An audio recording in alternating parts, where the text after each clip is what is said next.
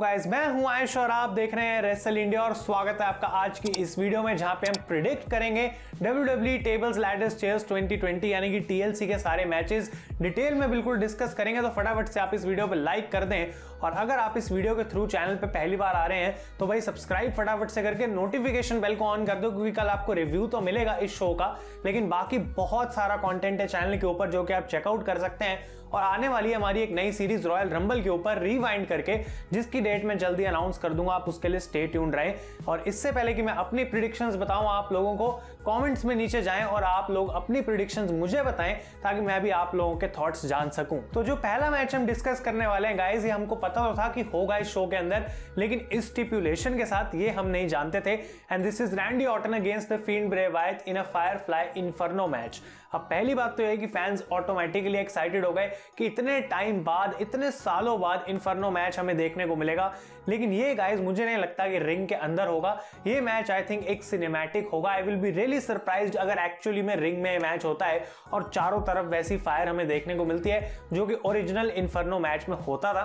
क्योंकि मुझे लगता है कि फायरफ्लाई वर्ड डाला ही इसलिए गया स्टिपुलेशन में ताकि इसको एक सिनेमैटिक फीलिंग दी जाए। और ये आई थिंक प्री टेप्ड होगा काफी सारे कमाल के एडिट्स के साथ, और इसके अंदर फायर भी हमें देखने को मिलेगी। तो ऑटोमेटिकली यहाँ पे फैंस का इंटरेस्ट बढ़ चुका है। और आई थिंक WWE ने स्टिपुलेशन एक और रीजन से भी डाली, और वो है इसका रिजल्ट सोचते हुए, क्योंकि अगर ये रिंग के अंदर मैच होता तो दोनों के लिए हारना एक बहुत ही बेकार बात होती, क्योंकि इस समय पे इन दोनों कैरेक्टर्स को लॉस नहीं चाहिए।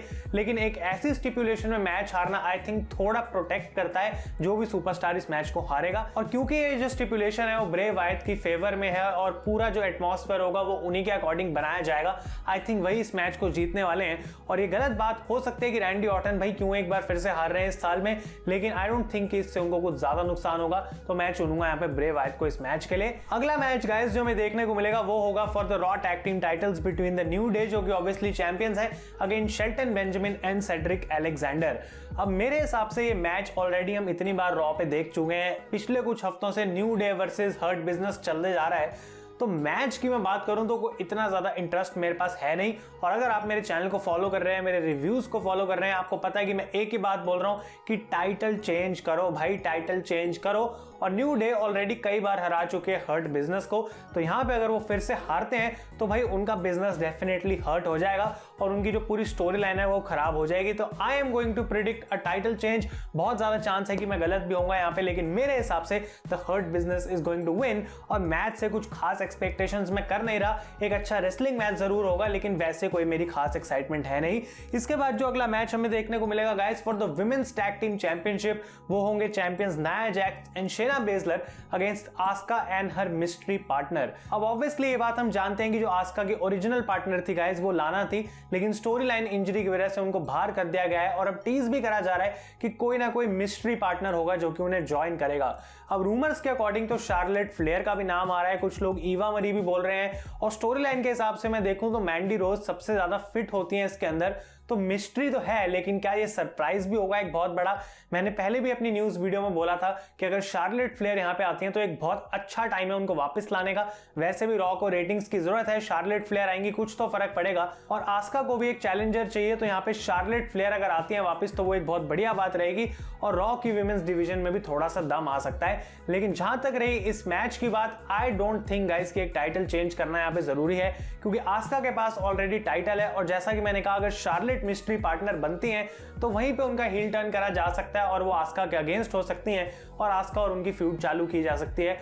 और आई थिंक कि ये एक अच्छी सिचुएशन होगी क्रिएट करने के लिए, लोगों का इंटरेस्ट बनेगा। और women's tag team title Nia Jax और शेना बेजलर के पास ही रहने दिया जाए तो वो आई थिंक बेटर रहेगा। इसके बाद अगला मैच आता है for the SmackDown women's championship guys, Sasha Banks जो कि चैंपियन है अगेंस्ट कार्मेला। अब कार्मेला को काफी अच्छे तरीके से बुक करा जा रहा है और इसके लिए मैं WWE को थोड़ा क्रेडिट देना चाहूंगा, क्योंकि पहले कार्मेला में मेरा बिल्कुल भी इंटरेस्ट नहीं था जब उनका मेला इज मनी वाला कैरेक्टर था। लेकिन अब थोड़ा सा इंटरेस्ट आ रहा है उनके अनटचेबल वाले कैरेक्टर में। उनकी प्रोमो की क्वालिटी काफी अच्छी हो चुकी है और उनकी ये जो बुकिंग रही थी साशा बैंक्स के साथ, जो बिल्ड रही है पूरी फ्यूड की, वो भी मुझे काफी हद तक इंटरेस्टिंग लगी है।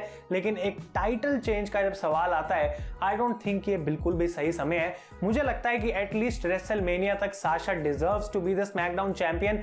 और इस समय अगर साशा टाइटल हार जाती हैं तो स्मैकडाउन की जो थोड़ी चार्म है वो मेरे हिसाब से कम हो जाएगी और कार्मेला अपने पहले ही चैलेंज में साशा को हरा दे, आई डोंट थिंक ऐसा होने वाला है। और अगर हम पिछले 2 हफ्ते स्मैकडाउन को ध्यान से देख रहे हैं तो उसमें हमने क्लियरली ये भी देखा कि कार्मेला को ही अपर हैंड मिला ऑन साशा बैंक्स। तो ये अब मौका आ चुका है साशा को रिवेंज लेने का and I think she is going to win the match.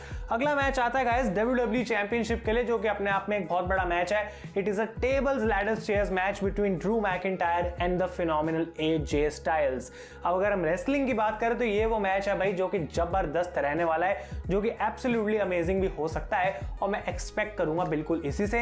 लेकिन फिर से वही सवाल, क्या यहाँ पे टाइटल चेंज होगा? I don't think so. मैं बहुत ज्यादा सरप्राइज हो जाऊंगा अगर AJ स्टाइल्स यहाँ पे इस टाइटल को जीतते हैं और मुझे लगता है कोई ना कोई इंटरफेरेंस हमें देखने को मिल सकती है। और गाइज ये हमें बिल्कुल भी नहीं भूलना चाहिए कि कभी ना कभी तो ब्रॉक लेसनर वापस आएंगे। क्या ये वो समय है ब्रॉक लेसनर का वापस आके ड्रू मैकिंटायर को अटैक करने का?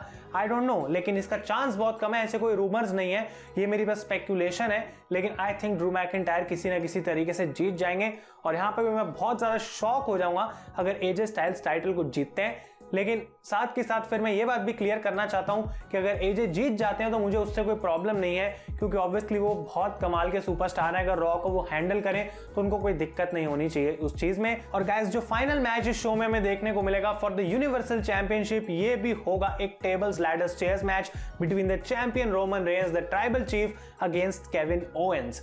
अब अगर हम इस मैच की स्टोरी लाइन की बात करें तो एब्सोल्युटली अमेजिंग, बहुत अच्छी रही है। दोनों ही कैरेक्टर्स की परफॉर्मेंस आउटस्टैंडिंग रही है। रोमन रेंस ने डोमिनेट करा है तो केविन ओवेंस यहाँ पे स्ट्रगल कर रहे हैं और कौन इस मैच को जीतेगा थोड़ा सा इंटरेस्ट बनता है। लेकिन अगर आप लोग मेरी तरह रेसलिंग को फॉलो कर रहे हैं, हर हफ्ते देख रहे हैं, आपको भी पता है कि यहाँ पे रोमन के हारने का चांस बहुत ज्यादा कम हो जाता है। लेकिन फिनिश जो है यहाँ पे मैं थोड़ी सी डिफरेंट तरीके से बुक करना चाहूंगा, क्योंकि मैं ये नहीं देखना चाहता कि केविन ओवेंस को बुरे तरीके से डिस्ट्रॉय कर दिया जाए और केविन ओवेंस का यहाँ पे एंड हो जाए काइंड ऑफ रोमन के हाथों। क्योंकि भाई अगर तुम रोमन को as a huge heel book कर रहे हो स्मैकडाउन पे, तो फ्यूचर के लिए तुम्हें कोई बेबी फेस भी चाहिए जो रोमन से लड़ सके, और शो पे इन जनरल भी तुम्हें बेबी फेसेस चाहिए जो इतने बुरे तरीके से डिस्ट्रॉय ना हो जाए। तो कुछ ना कुछ सेंस होनी चाहिए। और अगर हम अभी तक कोई पैटर्न देख रहे हैं गाइस, तो यहाँ पे हमें पता लग रहा है कि रोमन रेंस चीटिंग कर सकते हैं मैच को जीतने के लिए। उन्होंने लो ब्लो का इस्तेमाल करा है और भी चीजें करी है मैच को जीतने के लिए। और मेरी प्रेडिक्शन यहाँ पे ये रहेगी गाइस कि जिमी ऊसो का रिटर्न हमें देखने को मिल सकता है। ऑब्वियसली बहुत समय से जे ऊसो तो हैं, लेकिन अब जिमी ऊसो भी आ जाएंगे आई थिंक, और वो यहाँ पे एक सरप्राइज पैकेज होगा केविन ओवेंस के लिए जो वो टैकल नहीं कर पाएंगे और उसकी मदद से यहाँ पे वो इस मैच को हार जाएंगे।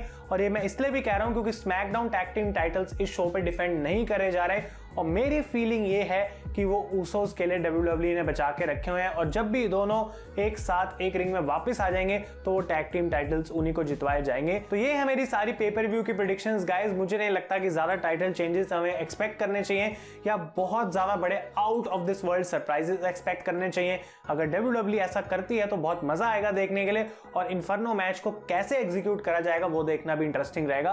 तो आप लोग कमेंट्स में अपने प्रेडिक्शंस मुझे बताएं। कल मैं आपको मिलूंगा after TLC pay per view with my review on camera और हम इंटरेस्टिंग तरीके से बात करेंगे कि आखिर शो में क्या हुआ। तो गाइस अगर आपको वीडियो पसंद आई है लाइक करें। Thank you so much for watching. मैं हूं आयुष और आप देख रहे हैं रेसल इंडिया।